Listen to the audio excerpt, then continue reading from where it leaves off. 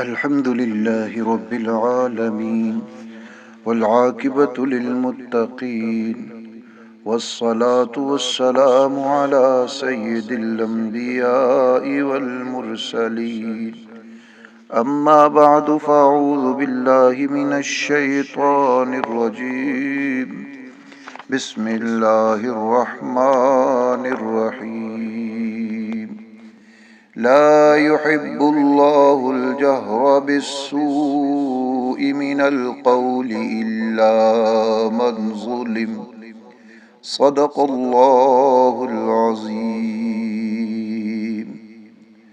آج 6ویں پارے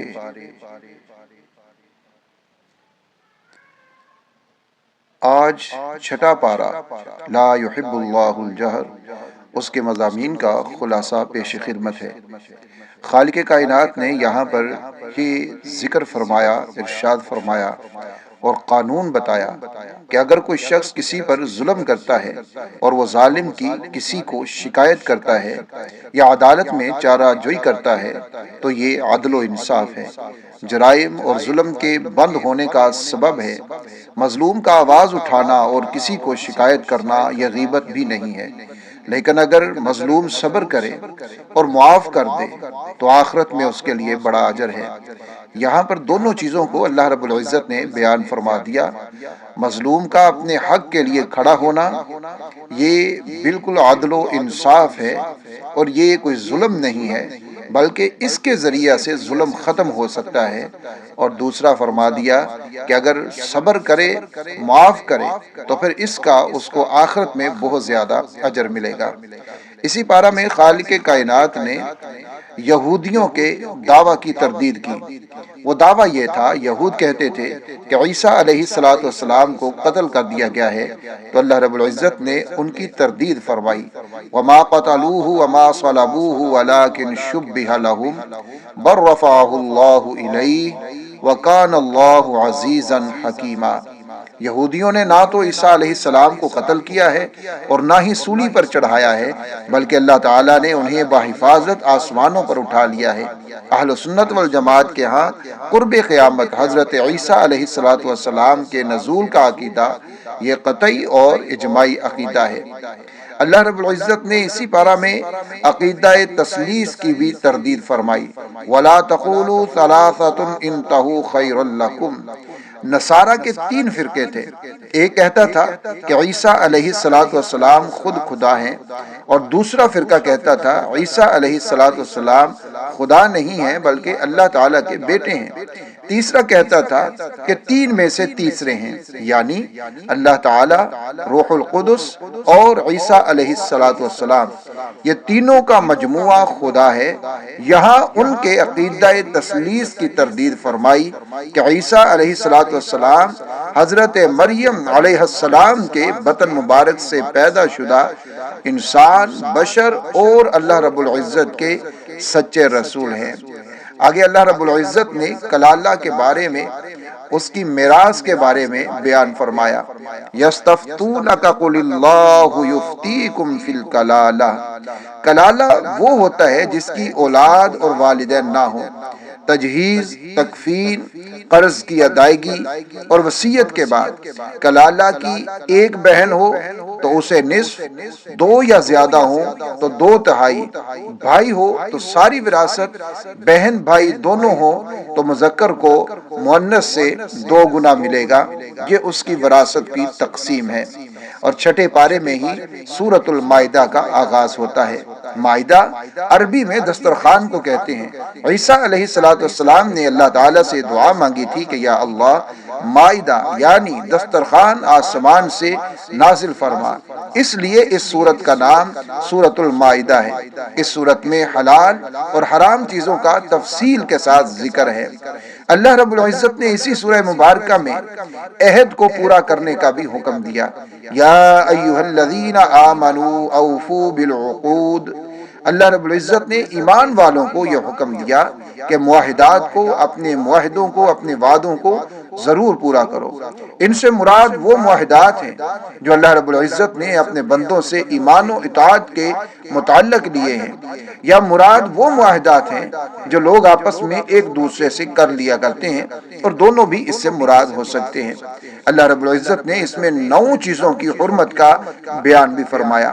حرمت علیکم المیتۃ والدم ولحم الخنزیر وما اہل لغیر اللہ بہ، مردار بہنے والا خون، خنزیر اور وہ جانور جس پر غیر اللہ کا نام لیا گیا ہو، یہ حرام ہے، اور جو جانور گلا گھونٹ کر ہلاک کیا گیا ہو، جو سخت ضرب کے ذریعے ہلاک کیا گیا ہو، جو اوپر سے نیچے لڑکتا ہوا گرا اور مر گیا، اور جو کسی ٹکر اور تصادم سے ہلاک ہو گیا ہو، جسے کسی درندے جانور نے پھاڑ دیا اور وہ مر گیا، تو ان کا کھانا حرام ہے، البتہ اضطرار کی حالت میں، جبکہ جان کو خطرہ لاحق ہو اور اس کے علاوہ کوئی دوسری چیز بھی موجود نہ ہو، تو ان کا اتنی مقدار میں کھانا جس سے جان بچ جائے یہ جائز ہے۔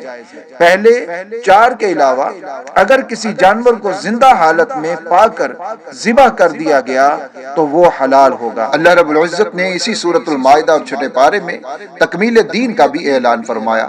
الیوم اکملت لکم دینکم واتممت علیکم نعمتی ورضیت لکم الاسلام دینا۔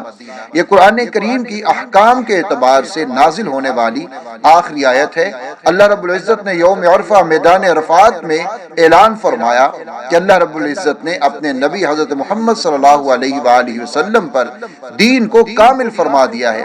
دین کے مکمل ہونے کا معنی یہ ہے کہ اللہ رب العزت نے کچھ مسائل قرآن کریم میں بیان فرمائے، کچھ احادیث میں، کچھ مسائل کے لیے قرآن و حدیث میں اصول بتا دیے، جن کی روشنی میں باقی ماندہ مسائل کو نکالا جائے گا۔ ان مسائل کو نکال کر دینے کے لیے اللہ رب العزت نے امت کو فقہا، علماء عطا فرمائے۔ اللہ رب العزت نے اسی میں اہل کتاب کے ذبیحہ کا حکم بھی ذکر فرمایا۔ وَطَعَامُ الَّذِينَ أُوتُوا الْكِتَابَ حِلٌّ لَّكُمْ وَطَعَامُكُمْ حِلٌّ لَّهُمْ۔ یہاں طعام سے مراد ذبیحہ ہے۔ اہل کتاب کا ذبیحہ مسلمانوں کے لیے حلال ہے، اور مسلمانوں کا ذبیحہ اہل کتاب کے لیے حلال ہے۔ اہل کتاب سے مراد وہ لوگ ہیں جو کسی ایسی آسمانی کتاب پر ایمان رکھتے ہوں جس کی قرآن و سنت تصدیق کرتے ہوں، جیسے تورات، انجیل، زبور اور ابراہیم علیہ السلام کے صحیفے، حضرت موسیٰ علیہ السلام کے صحیفے۔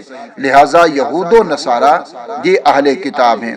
اللہ رب العزت نے یا ایھا الذین آمنوا کونوا قوامین للہ شہداء بالقسط، یہاں پر عدل و انصاف کا بیان فرمایا، اور مسلمانوں کو خالق کائنات نے عدل و انصاف کرنے کا حکم دیا ہے۔ دوستوں سے معاملہ ہو یا دشمنوں سے، عدل و انصاف کے حکم پر قائم رہو، نہ تو کسی تعلق کی بنا پر اس میں کمزوری آئے، اور نہ ہی کسی دشمنی اور عداوت کی وجہ سے اس میں کمزوری آئے۔ عدل اور انصاف ہر حال میں قائم ہونا چاہیے۔ یہ نہیں کہ یہ دوست ہے تو اس کے لیے اس میں نرمی ہوگی، اور یہ دشمن ہے تو اس میں اس کے لیے زیادہ سختی کر دی جائے گی، ایسا نہیں ہے۔ عدل و انصاف کا معاملہ دونوں کے لیے برابر ہے۔ اللہ رب العزت نے یہود کے ایک بہت بڑے دعوے کی تردید ان آیات میں فرمائی۔ وقالت اليہود والنصارى نحن ابناء اللہ واحباؤہ، کہ یہود و نصارہ کا جو یہ دعویٰ تھا کہ ہم اللہ تعالیٰ کے بیٹے اور محبوب ہیں، چونکہ ہم انبیاء کی اولاد ہیں اس لیے گناہ بھی کریں تو اس پر ناراضگی نہیں ہوگی۔ ان کے اس دعویٰ کو باطل کرنے کے لیے نبی اکرم صلی اللہ علیہ وآلہ وسلم کو خطاب کیا کہ آپ ان سے پوچھیں کہ اچھا پھر تم بتاؤ کہ اللہ تعالیٰ تمہیں آخرت میں عذاب کیوں دیں گے؟ سورہ بقرہ میں یہود کا قول مذکور ہے کہ اگر ہمیں عذاب ہوا بھی تو گنتی کے چند دن ہوگا۔ جب تمہیں خود بھی قرار ہے اس بات کا کہ تمہیں عذاب ہوگا، تو کیا کوئی باپ اپنے بیٹے یا محبوب کو عذاب دیا کرتا ہے؟ یہ یہود کے اس دعویٰ کی تردید اللہ رب العزت نے یہاں پر فرما دی کہ تمہارا یہ دعویٰ بالکل غلط ہے، بالکل جھوٹا ہے۔ حابیل اور قابیل کا قصہ خالق کائنات نے یہاں پر ذکر فرمایا۔ وَاتْلُ عَلَيْهِمْ نَبَأَ ابْنَيْ آدَمَ بِالْحَقِّ، یہاں حضرت آدم علیہ السلام کے 2 بیٹوں حابیل اور قابیل کا ذکر ہے۔ آدم علیہ السلام اور اماں حوا جب دنیا میں آئے، اولاد کا سلسلہ شروع ہوا، تو تو ہر حمل سے جڑواں اولاد پیدا ہوتی تھی، ایک لڑکا اور ایک لڑکی، ان کا آپس میں نکاح نہیں ہو سکتا تھا، یہ حقیقی بہن بھائی سمجھے جاتے تھے، اور دوسرے حمل سے پیدا ہونے والے لڑکے سے اس لڑکی کا نکاح جائز تھا۔ قابیل کے ساتھ جو لڑکی پیدا ہوئی وہ بہت خوبصورت تھی، اور حابیل کے ساتھ جو لڑکی پیدا ہوئی وہ کم خوبصورت تھی، اسی وجہ سے قابیل حابیل کا دشمن ہو گیا۔ وہ چاہتا تھا کہ جو لڑکی میرے ساتھ پیدا ہوئی وہی میرے نکاح میں دی جائے۔ آدم علیہ السلام کی شریعت کے مطابق ان کا آپس میں نکاح نہیں ہو سکتا تھا۔ آدم علیہ السلام نے اس اختلاف کو ختم کرنے کے لیے فرمایا کہ تم دونوں قربانی دو، جس کی قربانی قبول ہو جائے گی یہ لڑکی اسی کو دی جائے گی۔ حابیل کی قربانی قبول ہو گئی اور قابیل کی قربانی قبول نہ ہوئی تو قابیل کو زیادہ غصہ آیا اور اس نے حابیل کو قتل کر دیا۔ اللہ رب العزت نے سورۃ المائدہ کے اندر ہی باغیوں کی سزا کا بھی بیان فرمایا، انما جزاء الذین یحاربون اللہ ورسولہ ویسعون فی الارض فسادا۔ یہاں باغیوں اور ڈاکوؤں کی سزا کو بیان کیا گیا۔ اس کی 4 صورتیں ہیں، ان کو قتل کیا جائے یا سولی پر لٹکایا جائے یا مختلف جانب سے ہاتھ پاؤں کاٹے جائیں یا جلا وطن کیا جائے۔ ڈاکوؤں نے دارالاسلام کے کسی مسلمان یا غیر مسلم کو قتل کیا، مال نہیں لوٹا، تو ان کی سزا صرف قتل ہے۔ اگر کسی کو قتل بھی کیا، مال بھی لوٹا، تو زندہ سولی پر لٹکا کر نیزے سے پیٹ کو چاک کر دیا جائے۔ اگر صرف مال لوٹا ہے تو مخالف جانب سے ہاتھ پاؤں کاٹے جائیں۔ اگر قتل بھی نہیں کیا، مال بھی نہیں لوٹا، تو ان کو زمین سے نکال دیا جائے۔ ان سزاؤں کا جو بنیادی مقصد ہے وہ مقصد جرائم کو ختم کرنا ہے۔ جب ایسی سخت سزائیں ہوں گی تو یقیناً مجرم بھی جرم کرنے سے پہلے ضرور ان کے بارے میں سوچے گا۔ اور آگے اللہ رب العزت نے چور کی سزا کو بھی بیان کیا، وَالسَّارِقُ وَالسَّارِقَةُ فَاقْطَعُوا أَيْدِيَهُمَا۔ کوئی شخص کسی دوسرے کا مال محفوظ جگہ سے بغیر اس کی اجازت کے چھپ کر کے لے لے تو اس کو چوری کہا جاتا ہے۔ قرآن کریم میں عموماً خطاب مردوں کو ہوتا ہے، عورتیں ضمناً طبعاً شامل ہوتی ہیں، لیکن یہاں حد کا معاملہ تھا تو عورتوں کا ذکر بھی صراحتاً فرمایا، کیونکہ حدود شبہات سے ساقط ہو جاتی ہیں۔ چور مرد ہو یا چور عورت ہو، اگر مال مسروقہ کا نصاب پورا ہو تو ہاتھ کاٹا جائے گا۔ یا ایھا الرسول لا یحزنک الذین یسارعون فی الکفر۔ یہاں خالق کائنات نے تینوں فرقوں کی عادتوں کو بیان فرمایا ہے، یہود، نصارہ اور منافقین، کہ یہ لوگ اللہ تعالیٰ کے احکام اور ہدایات کے مقابلے میں اپنی خواہشات اور آراء کو مقدم رکھتے ہیں۔ اللہ تعالیٰ کے احکامات میں تعویلیں کر کے اپنی خواہشات کے مطابق بنانے کی فکر میں لگے رہتے ہیں۔ یہاں اللہ رب العزت نے ان لوگوں کی دنیا اور آخرت میں رسوائی اور انجام کو بیان فرمایا۔ یا ایھا الذین آمنوا لا تتخذوا اليہود والنصارى اولیاء۔ یہود و نصارہ سے دلی دوستی رکھنے سے منع کر دیا کہ یہ تمہارے ساتھ مخلص نہیں، ان سے دوستی رکھنے میں نقصانات ہیں، اس لیے تمہارا یارانہ صرف مسلمانوں سے ہونا چاہیے۔ اور یہی دستور یہود و نصارہ کا بھی ہے کہ وہ اپنی قوم کے علاوہ کسی اور سے دلی دوستی نہیں کرتے۔ اب اگر اس قرآنی حکم کے باوجود بھی کوئی مسلمان یہود و نصارہ سے دلی دوستی کرے گا تو وہ اسی قوم کا فرد کہلانے کے قابل ہے۔ اس لیے یہود و نصارہ سے مسلمان کی دلی دوستی نہیں ہو سکتی، ہاں ضرورت کے معاملات ضرور ہو سکتے ہیں، تجارت وغیرہ ضرور ہو سکتی ہے۔ آگے اللہ رب العزت نے مرتدین اور مخلصین کا ذکر فرمایا، یا ایھا الذین آمنوا من یرتد منکم عن دینہ فسوف یأتی اللہ بقوم یحبهم ویحبونہ۔ اگر مسلمانوں میں کچھ لوگ مرتد بھی ہو جائیں تو دین اسلام کو کوئی نقصان نہیں پہنچے گا، کیونکہ اللہ تعالیٰ تمہارے محتاج نہیں ہے۔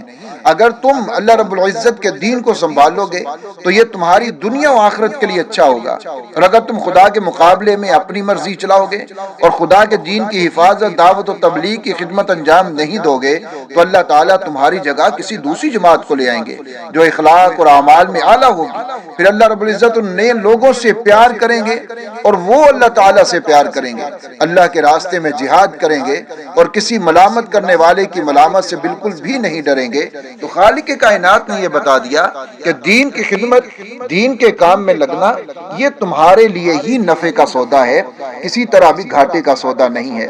فما یا ایھا الرسول بلغ ما انزل الیک من ربک، نبی اکرم صلی اللہ علیہ وآلہ وسلم کو تبلیغ کی تاکید کی جا رہی ہے اور ساتھ ساتھ تسلی بھی دی جا رہی ہے کہ جو کچھ آپ پر نازل کیا جائے وہ سب بغیر کسی جھجک اور روک ٹوک کے لوگوں کو پہنچا دیں، کوئی برا مانے یا بھلا، اور مخالفت کرے یا قبول کرے، آپ کسی کی پرواہ نہ کریں، اور تسلی بھی دی کہ تبلیغ دین میں کفار آپ کا کچھ نہیں بگاڑ سکیں گے۔ یہی وجہ ہے کہ رسول اللہ صلی اللہ علیہ وآلہ وسلم نے پوری زندگی اس فریضہ کی ادائیگی میں اپنی پوری ہمت اور قوت صرف فرمائی اور اس فریضہ کو ادا فرمایا۔ اللہ رب العزت نے آگے یہود، مشرکین اور نصارہ کی دشمنی کا بھی ذکر فرمایا، لَتَجِدَنَّ أَشَدَّ النَّاسِ عَدَاوَةً لِلَّذِينَ آمَنُوا الْيَهُودَ وَالَّذِينَ أَشْرَكُوا وَلَتَجِدَنَّ أَقْرَبَهُم مَّوَدَّةً لِلَّذِينَ آمَنُوا الَّذِينَ قَالُوا إِنَّا نَصَارَىٰ۔ آخر میں ایک بات یہ بھی فرمائی کہ دیکھو تمہارے دشمن یہود بھی، مشرکین بھی ہیں، نصارہ بھی ہیں، تینوں تمہارے مخالف ہیں، دشمن ہیں، لیکن ان تینوں میں سے یہود و مشرکین مسلمانوں کے ساتھ نفرت، دشمنی اور کینہ زیادہ رکھتے ہیں، اور عیسائی یہودیوں کی نسبت نرم دل ہیں۔ اللہ تعالیٰ کی بات برحق ہے جو فرمایا 100% درست ہے۔ جب یہود و نصارہ ہمارے دشمن ہیں تو ہمیں بھی اس بات کا اہتمام کرنا چاہیے کہ ہم بھی انہیں اپنا دشمن سمجھیں، خیر خواہ نہ سمجھیں۔ اللہ تعالیٰ نے اپنے پیغمبر صلی اللہ علیہ وآلہ وسلم کو سورۃ البقرہ میں یہ ارشاد فرمایا، وَلَن تَرْضَىٰ عَنكَ الْيَهُودُ وَلَا النَّصَارَىٰ حَتَّىٰ تَتَّبِعَ مِلَّتَهُمْ، کہ میرے پیغمبر یہ یہود و نصارہ آپ سے تب تک راضی نہ ہوں گے جب تک آپ یہودی یا عیسائی ہو جائیں، علیاذ باللہ، اور ایسا ہونا نہیں ہے۔ تو معلوم یہ ہوا کہ اہل ایمان کی جو دوستی، دلی تعلق اور دلی دوستی ہے، وہ اہل ایمان کے ساتھ ہی ہے، دوسروں کے ساتھ نہیں ہے۔ وہ جب بھی موقع ملے گا اہل ایمان کو نقصان پہنچانے کا ضرور سوچیں گے۔ اللہ تعالی ہمیں رسول اللہ صلی اللہ علیہ وآلہ وسلم کا سچا امتی بنائے اور شریعت کے مطابق زندگی بسر کرنے کی توفیق عطا فرمائے۔ وآخر دعوانا ان الحمد للہ رب العالمین۔